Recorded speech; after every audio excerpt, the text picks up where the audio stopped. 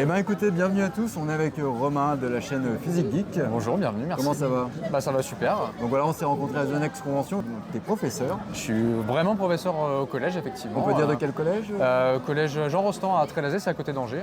D'accord. Et donc tes élèves sont contents d'avoir un youtubeur comme prof? Ça les a un peu surpris au début, mais ouais, ils me suivent et du coup c'est même eux qui m'ont donné envie de continuer et qui m'ont poussé, vraiment, ils sont moteurs là-dedans. Ouais. Aujourd'hui, donc t'es invité à The Next Convention. Oui, c'est une première pour moi. Conférence avec Michel Chevalet. Conférence tout à l'heure avec Michel Chevalet, ouais, c'est vraiment... Quelqu'un de très intéressant. Un écrivain également, un youtubeur également, Michel Chevalet, il y a une chaîne, Michel Chevalet, comment ça marche sur YouTube. Oui, c'est un rêve de gosse qui se réalise parce que moi du coup quand j'étais enfant, je regardais tous les lancements de fusées sur TF1 à 20h avec Michel Chevalet qui expliquait comment ça marche avec des maquettes, etc. Donc il était un peu le précurseur de C'est pas sorcier, deuxième de mes références évidemment. Ça m'intéresse ce que tu dis parce que ceux de la chaîne le savent, c'est quelque chose que je dis souvent, je me répète souvent. Nous aujourd'hui, enfin les jeunes aujourd'hui ne se rendent pas compte, alors on n'est pas de la même génération, moi je suis de génération 90. À 80, pas tant que ça, génération 80, je suis en 84. 91. Voilà. Bon. Mais nous de notre génération, on n'avait pas YouTube. Ouais, c'est vrai. Donc, et moi ce que je dis souvent, le premier direct que j'ai vu dans le spatial, c'est malheureusement Columbia en 2003, quand c'était passé aux informations. Je pense que tu vas être d'accord avec moi. Les jeunes ne se rendent pas compte, alors ils sont nés avec Internet, ils sont nés avec YouTube, ils ne se rendent pas compte que c'est une chance d'avoir les lancements de fusées en direct, d'avoir, tu vois ce que je veux dire, tout ce contenu en direct, et je pense qu'ils ne réalisent plus vraiment la chance que c'est d'avoir ça. Non, nous on n'avait pas. Et là du coup ça va être tout l'intérêt ce qu'on va parler avec Michel Chevalet tout à l'heure, c'est qu'on va parler justement de la reconquête, donc le prochain objectif c'est Mars évidemment, et donc de comment on va aussi relancer l'intérêt pour le grand public, parce qu'on a quand même des choses fascinantes qui se passent en ce moment avec Elon Musk et puis les Juice, sujets...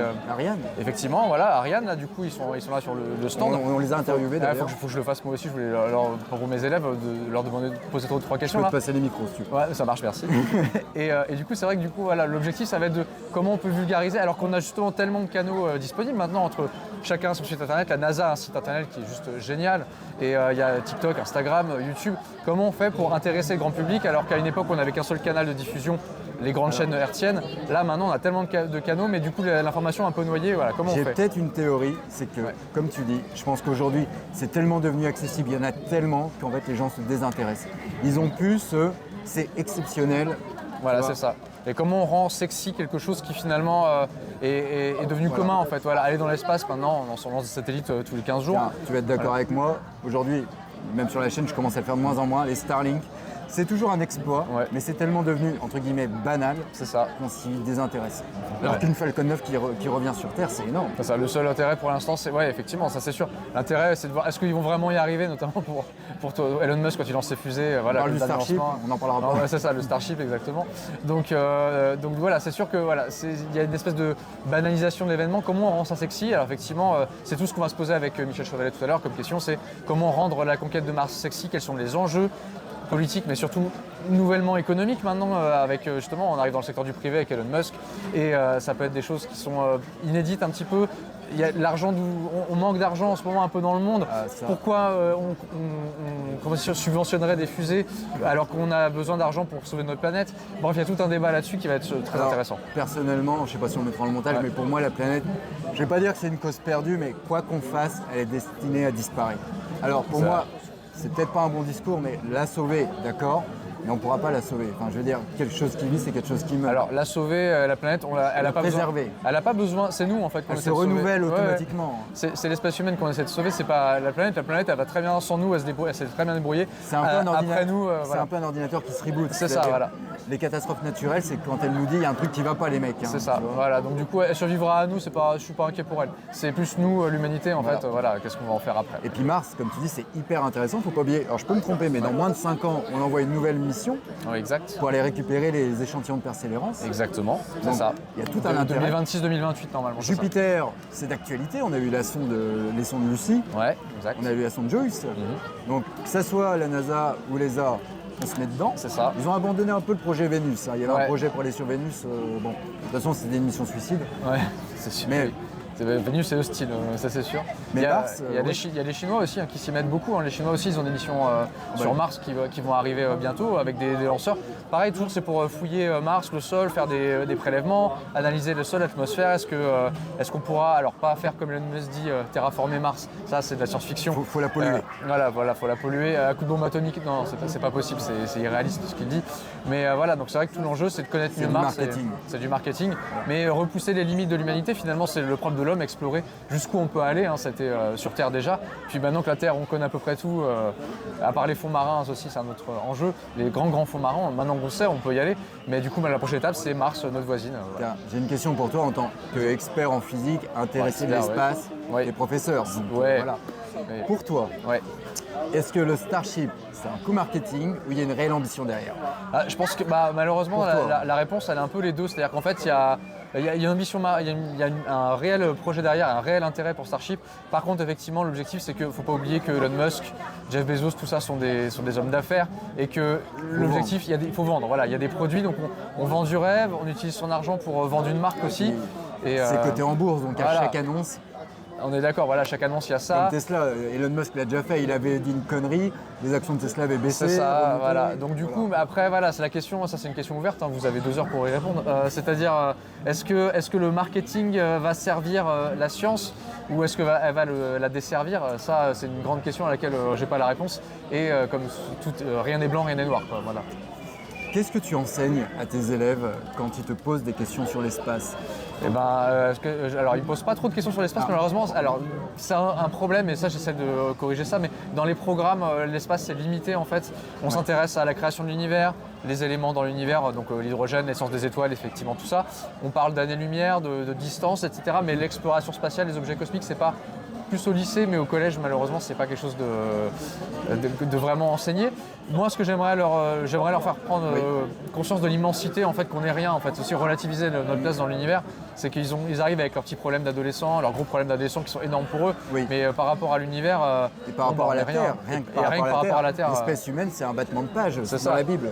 C'est ça, par rapport à la Terre, on n'est rien. On est sur l'horloge de la Terre. On a 23h59, alors que minuit c'est l'heure actuelle. L'homme est arrivé vraiment. On n'est rien. On n'est rien. Et on repartira sûrement. Qu'est-ce qu'on va laisser comme trace? Est-ce qu'on repartira aussi? Bon, moi, c'est mon avis personnel, mais l'humanité ne restera pas éternellement, bien sûr. C'est un cycle, comme les dinosaures, comme tout ça. Mais qu'est-ce qu'on peut laisser? Et puis finalement, nos problèmes sont rien par rapport à l'ordre cosmique, à tout ce qu'il y a dans l'univers et la taille et l'immensité de l'univers. Là, on a une petite pensée pour les sondes Voyager qui sont nos bouteilles à la mer. C'est ça, notre bouteille à la mer. Puis là, pour l'instant, elles sont sorties du système solaire, mais elles ne vont pas croiser grand-chose avant très longtemps. Donc après, tiens, j'en profite puisque j'ai un professeur avec moi. Ouais, dis-moi. Moi, ce que je dis sur la chaîne, tu me diras si j'ai tort. Quand j'ai surtout un public, on est toujours en train de réexpliquer les bases. Moi, on va dire, je pourrais aller plus loin, mais je préfère expliquer les bases, qui savent ce que c'est qu'une zone de max Q, c'est quoi la zone de pression maximale, là où la densité s'inverse, bref. Voilà, tous la base. Et je leur dis généralement, vous savez, parce qu'ils me disent tout le temps, la physique spatiale, c'est dur, c'est compliqué. Alors c'est beaucoup de mots professionnels, c'est beaucoup. Mais en fait, non. Ce que je leur dis, c'est qu'en fait, la physique spatiale, entre guillemets, c'est de la physique. Et c'est quelque chose que vous exploitez tous les jours. C'est vrai, du coup, c'est quelque chose. Il n'y a rien d'extraordinaire. Pourquoi, par exemple, pourquoi est-ce qu'on remplit les boosters au dernier moment? Parce que de toute façon, ils sont tellement mis sous pression, froid, etc., qu'on ne peut pas les remplir avant. Non. Sinon après ça explose. C'est ça. Pourquoi est-ce que ça fait de la glace? Je prends souvent, et aujourd'hui on a cette expérience-là, les bonbonnes d'air. Ouais. Quand vous l'utilisez très longtemps, ça devient froid. C'est ça. Vider un déodorant, vous allez voir. De loin. Enfin, je veux dire, c'est pas exactement ça, mais je veux dire. Ah, si, c'est une décompression, effectivement. Ce que je veux dire, c'est que la physique spatiale, vous l'exploitez tous les jours. Vous pouvez en prendre conscience tous les jours. Effectivement, en tout cas, sur la Terre, on a des objets quotidiens. Il y a le Wookie qui se barre avec le bébé. Non, il va le vendre après sur. On revient. Non. Non. Je vais appeler Luc. Jawa, oui, Jawa. Non mais c'est à nous ça. Non, mais où est-ce qu'il va? Reviens. Non mais. Il est où le bébé? Là. Non mais. Que fait la police? Non mais. Je vais appeler Obi-Wan, attention. Non mais bon. Allez, Désolé pour cette interruption, vous avez l'assistant je direct. recale. Bon, Vous avez l'assistant direct à un vol de poussettes. alors, moi je suis pas professeur. C'est vrai que voilà, ce que j'aimerais dire et ce que je dis généralement aux abonnés de la chaîne, alors je pense que tu es d'accord avec moi, c'est que entre guillemets, il n'y a pas de physique spatiale ou de physique, il y a la physique. Il y a la physique Enfin, tout court. on peut pousser plus loin si on voilà, mais pour le commun des mortels, il y a la physique et la physique on l'exploite tous les jours. Oui. Je pense que tu es d'accord avec moi. Entièrement d'accord. Après, c'est vrai que du coup, alors, ce qui fait peur dans l'espace, c'est qu'il y a, là, on va arrêter sur des domaines où il y a beaucoup d'équations, des choses compliquées. Ça leur fait peur en général aux élèves parce que plus on monte et plus ça devient des maths. Et en fait, c'est peut-être ça, en fait, finalement, l'obstacle principal, c'est les mathématiques, c'est-à-dire on arrive avec des formules complexes, des calculs complexes. Oui. Voilà, et puis quand on arrive à l'interaction avec plusieurs corps, pour la gravitation, c'est pas compliqué, mais la gravitation avec plusieurs corps et plusieurs influences voilà, au sein de l'espace, ça peut être compliqué. Donc c'est ça qui, je pense, qui leur fait peur, effectivement, aux élèves, qui les décourage un petit peu. Faut pas qu'ils aient peur. Alors, on en a parlé tout à l'heure, tu connais Michel Viseau, enfin au moins de nom. Oui. J'ai eu la chance, moi, de passer une journée avec lui, donc avec des classes de collège. Et pour intéresser les classes, le collège Eureka de Pont-Sainte-Marie, c'est vers 3. D'accord. Et on avait passé la journée avec eux et on a essayé de les intéresser, enfin Michel et Philippe Claire ont essayé de les intéresser à ça. Et il leur a dit lui-même, parce qu'il était vétérinaire, à la base il n'était pas du tout destiné à aller dans l'espace, enfin, à être astronaute. Ouais. Et il disait, moi j'étais pas bon élève à l'école. Enfin, j'aurais pu beaucoup plus travailler, j'étais pas le premier de ma classe, mais j'ai réussi à accomplir ce rêve, passer de vétérinaire. Ce que je veux dire aujourd'hui, c'est que même collégien, si vous y mettez les moyens, pas besoin d'avoir de grands diplômes. Alors, je ne sais pas si tu as le même discours que moi, pas besoin d'avoir de grands diplômes, mais tant qu'on est motivé, vous trouverez toujours un moyen de travailler pour l'industrie spatiale. Travailler pour l'industrie, je ne vais pas dire de devenir astronaute. Un excellent exemple. Hier, je suis allé voir donc, le site, le stand Ariane Espace. Oui. Et il m'expliquait qu'il recrutait à tout niveau, effectivement, travailler pour Ariane Espace. Alors, c'est pas forcément parce qu'on travaille à Ariane Espace qu'on fait des fusées, attention. Mais par contre, il y a tout type de postes dans l'industrie spatiale. J'ai un exemple. Moi, j'ai un contact, un abonné de la chaîne qui s'appelle Julien, qui travaille à Kourou chez Air Liquide. Alors, ça a l'air simple. Alors, il faut un petit diplôme quand même. Voilà. Bref, il travaille chez Air Liquide. Et écoutez, à chaque fois il n'y a plus de Soyouz, mais à chaque fois qu'il y avait un lancement de Soyouz ou alors d'Ariane, le monsieur était à côté de la fusée. C'est l'air de rien. Vous êtes militaire, vous pouvez être basé à Kourou. Bon, c'est que la Légion étrangère. Ouais. Mais ou même en France, je crois qu'en Bretagne, on fabrique des pièces pour Ariane. On fabrique des pièces un peu partout qu'on achemine, effectivement. Je veux dire, de près ou de loin, si vous aimez ça, vous pouvez. Vous pouvez travailler dans l'industrie aéronautique, spatiale, en tout cas aérospatiale, sans trop de problèmes. Alors effectivement, un diplôme, il faut un diplôme, on est d'accord. Mais on peut avoir des diplômes courts, des études courtes. Il faut un diplôme parce qu'aujourd'hui, c'est de la concurrence. Non, bien sûr, ouais. Mais il y a des bacs pro qui peuvent déboucher sur des postes spécifiques à tel endroit pour l'industrie spatiale, en fait. Donc c'est pas un problème, il n'y a pas besoin de faire bac plus 8 pour forcément travailler là-dedans. Quel conseil aujourd'hui quel conseil tu donnes à tes élèves qui te diraient j'aimerais avoir un pied dans le spatial, j'aimerais travailler dedans, de près ou de loin. Même, alors j'ai pas les capacités ou je sais pas de faire de grandes études, mais j'aimerais intégrer ce milieu. Déjà, première chose, c'est important de croire en ses rêves, effectivement, mais d'être conscient aussi de ce qu'on peut faire et de nos limites. Et justement, il y a toujours un chemin, quoi qu'il arrive, et ça, c'est ce que j'expliquais dans une des dernières vidéos que j'ai faites, que mon parcours aussi était un petit peu chaotique. Le parcours après le bac ou même après le collège, il peut être un petit peu compliqué, mais il y a toujours un chemin pour arriver où vous voulez aller. Il faut juste le connaître, donc demandez conseil déjà aux professeurs, les conseillers d'orientation, ils sont d'excellents conseils. Il y a des formations qui existent, qui sont relativement peu demandées. Et qui peuvent déboucher sur des choses qui sont vraiment super, des bacs pro très, très spécifiques. Alors il faudra peut-être faire des sacrifices, aller dans des endroits où on n'a peut-être pas pensé, un peu loin de chez soi, etc. Mais il y a vraiment des formations qui sont offertes et à qui il faut demander des conseils. Et donc n'hésitez pas à garder ça en tête. Si vous avez vraiment un rêve, poursuivez-le. Donnez-vous les moyens et demandez aux bonnes personnes vraiment de vous aiguiller. Voilà. Et puis aujourd'hui, vous avez une chance que, alors je ne sais pas pour toi, mais que moi je ne suis pas de la région parisienne, je suis de Troyes, je pense qu'on n'a pas eu étant à leur place, je parle pour les collégiens et lycéens, C'est par exemple une conférence avec Michel Viseau, Philippe Clerc, donc, qui est l'ancien conseiller juridique d'Arianespace. On n'avait pas ça, nous. Enfin, je veux dire, on n'avait jamais de... Il y a énormément de profs qui sont très investis et qui font des projets en faisant venir des intervenants. Voilà. Alors moi, je parle pour moi, on a fait un projet sur le plastique à la loupe avec la fondation Tara Océan cette année. C'est bien, c'est bien. Ça n'a rien à voir avec l'espace, mais l'objectif c'était de... C'est de la science. Voilà, c'est de la science, c'est-à-dire de faire des prélèvements et les envoyer à des chercheurs de la fondation Tara Océan. Tu dis que ça n'a pas à voir avec l'espace. Si on t'envoie sur des planètes remplies d'océans pour faire des prélèvements... Oui, on avait un prélèvement avec un protocole particulier. L'objectif de ce projet, c'était de trouver d'où venait le plastique des océans, est-ce qu'il y a une pollution qui vient de la Terre, et donc de remonter le fil des fleuves, donc d'avoir des sites de prélèvement, et est-ce qu'on peut trouver des microplastiques, donc des particules de plastique inférieures à un micro, à un millionième de mètre, est-ce qu'on peut en trouver justement dans la nature comme ça, pour trouver d'où vient la pollution de la mer, et c'est super intéressant, voilà, on travaille avec... C'est de la science. C'est de la science. C'est de la science. Voilà. Et donc, comme je disais, nous, on n'avait pas cette chance-là. Aujourd'hui, vous avez j'ai envie de dire, des portes ouvertes à tous. Énorme. On demande, Énorme, venez, soyez intéressés, travaillez un minimum, travaillez l'anglais. Ah oui, ça l'anglais. Moi, c'est quelque chose que je regrette.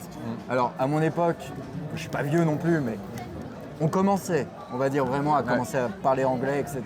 J'ai pas beaucoup bossé l'anglais. Aujourd'hui, je le regrette parce que je suis amené, tu as vu ma story, à rencontrer régulièrement des Anglais. Ah bah non, c'est sûr que... Et je pêche. Là, il y a 3 semaines, j'étais avec Joseph Malozzi, le scénariste de Stargate.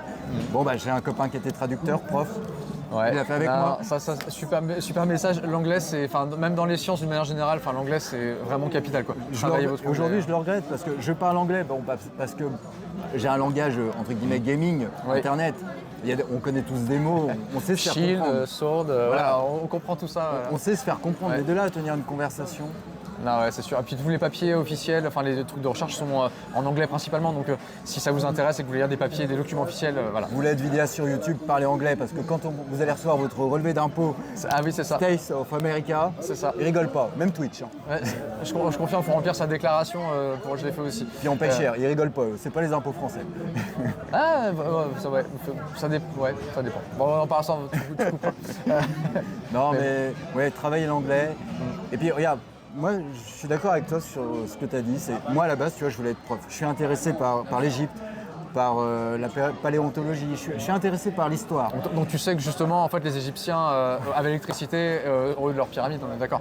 Je sais que Stargate apporte beaucoup de bonnes théories là-dessus. Ouais, c'est ce qu'a dit. Non, mais ce que je veux dire, c'est que je voulais être prof. Et en fait, j'avais un gros problème, c'était l'orthographe. Et j'arrivais pas à le travailler. Et puis, bon, aujourd'hui, ça va. 20 ans après, ça va. Félicitations. Heureusement. Et en fait, mon problème, c'est que même si j'étais motivé, même si j'avais des facilités aussi, je ne voulais pas partir dans de longues études.